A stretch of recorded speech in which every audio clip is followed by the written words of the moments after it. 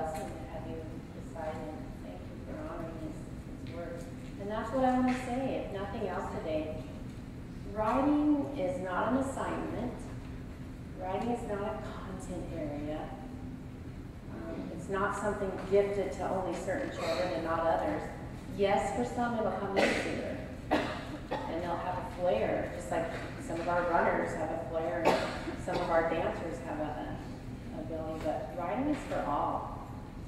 And I can't think of a better place to learn a second language, to build relationships, than sitting in a workshop setting when you're hearing stories from each other. You're hearing things that they know how to do and teach us. I can't think of a better place, and that's what today's about, is how do I set up an environment called a workshop where everyone's welcome and everyone comes to us as writers. Okay? That's all of us across the state, even out in Scottsbluff where I was last week. There's a huge spectrum of students coming to us. A continuum, they're all over the map. For example, my son ran at Fremont High and then off to Dome to run. Went out for cross country in 8th grade at Fremont High. Ran around the block once and threw up. Coach McMahon did say, oh, well, you can't really be a runner until you can run that without throwing up. There's no prerequisite. Well, you have to know all your letters in uppercase and lowercase until we can start looking at some of that work. They have stories to tell, they have things they can teach, and they're very deep experts in a lot of areas, crickets and dogs and kitties and things like that. They come to you as writers, and you're going to celebrate their attempts at doing that act. So thank you for that message. The first page of your packet you can flip through real quick. On the inside, here's your curriculum. And I'm going to pass this basket around. You can drop in your little name, that little white slip of paper for the rest of the door prize. It'll come around. I've been fortunate to join the Omaha Public Writing Curriculum Adoption Committee. We were there again last night, looking at 4 different curriculums for you to possibly pilot and then adopt. I have my favorite in there, of course. It's a true gym and workshop setting. That's worked for me. But without a curriculum, which is the funny feeling we all have here today, here's your 3 power chips that are listed, right? That first one is student writing. And it doesn't mean, well, it's a completely published piece where all the conventions have been edited real clean, and then I can teach from that. It might be, it's going to surface daily for you. The children's strong needs. Or look at this gorgeous art where there's detail in that picture. And look at this guy. He's actually attempting print across his first line. Can't read it, you wouldn't say that. But fearless drafting. Okay? Celebrate. And look through the eyes of what are your children doing really, really well. Because you'll look at it and go, oh my gosh, no periods, no capitalization. What's wrong? Why is their spelling looking this way? It'll be a little bit tricky. I want to show you, for example, this piece of writing. I think it's important to take our time and look at this piece a little bit together. What you're seeing here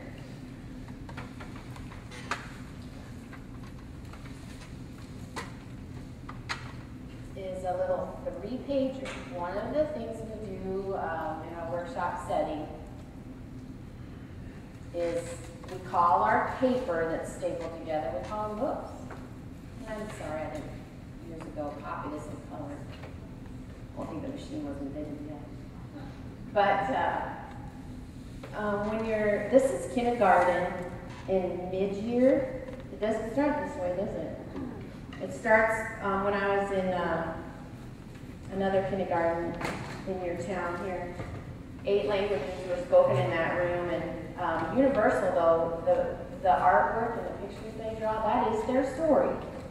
And it's all in one language. They're like, yep, I recognize what that is, and I'm hearing you name it in a couple languages. But when they're immersed in watching a teacher demonstrate every day, here's where my picture goes and here's where I'm putting my words. Don't wait till Christmas to do that. They don't know any different. They're like, okay, there's where our picture goes. Here's one thing I like to do.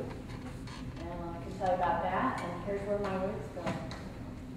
And you might say, oh gosh, look at all the misspellings. That's not appropriate.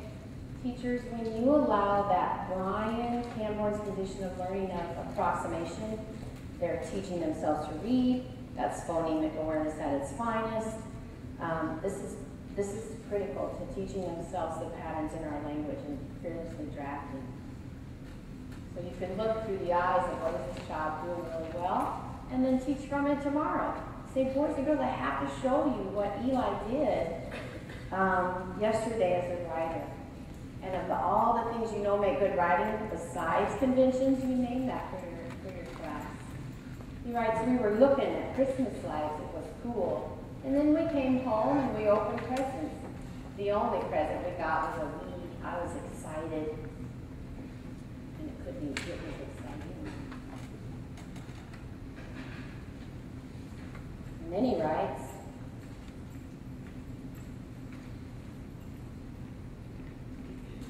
and then it was time for bed, and my mom and dad put the meat up. I woke up in the morning and said, thanks. We were playing bowling. And I played with my dad and I won, and I was excited. Okay, and it goes on. He has a third page. But I think this was a shift for me. I was like, when you open the doors and invite them into, here's my picture and here's where my notes go, I think they'll be blown away by what they do know. Okay? This is what's scary about this. This is not depths of knowledge on your state website. This is not depths of knowledge level 1. Regurgitate, recall, circle prepositional phrases, draw a verb. This is making something out of nothing. That's depths of knowledge level 4, where we want our kids and our state standards are at. And that's why it's daunting. The third graders and fourth graders you have now, maybe in the past they have been given something that's kind of done, and they work with that doneness a little bit and move it further. This is here. Here's a blank piece of paper. Have a nice day. And that's daunting for a lot of us and a lot of our kids. But that's the beauty of it. Talk about, look at this piece. This is what our fourth grade kind of target is. A nice place to land. This is a fourth grader that wrote about an 8-pager thing. I'll just read you a snippet of that. He writes, one Saturday morning, Sam and I were cleaning out our garage when Dad asked us to go get some pine cones from the tree line. He wanted to burn them when we make fires in our fireplace. Okay, we said. Dad had already gotten everything we needed and put it by the old sandbox, so we grabbed the stuff and set off. As we walked to the tree line, I wondered how long it would take to finish the chores. When we got to the tree line, I started to scatter the old pumpkin seeds that Grandma had asked me to spread around outside and so the birds could eat them. As I scattered the seeds, I hoped the birds would enjoy the pumpkin seeds a lot. After I was done scattering the pumpkin seeds, Sam asked, are these pumpkin seeds? Yes, I replied, and I started working again.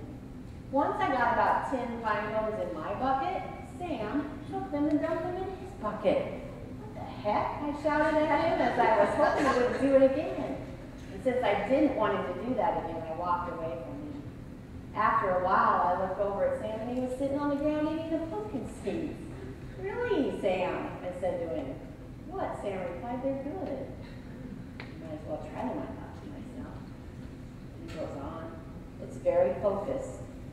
That's a huge teaching point for all of you. That's the top trait on your state rubric. Idea content, 35% of your score, have kids 3 or 4. Is it focused, or is it about my whole day? I ate some Rice Krispies. I played at my neighbor's. I went to pizza. I took a nap. If it's that listy stuff across your 24 hours, those don't fare well. Not good writing. When you turn and talk about something smart you saw here that the kids did well, that you could teach from, that's that first one. You could teach a lot when you're writing.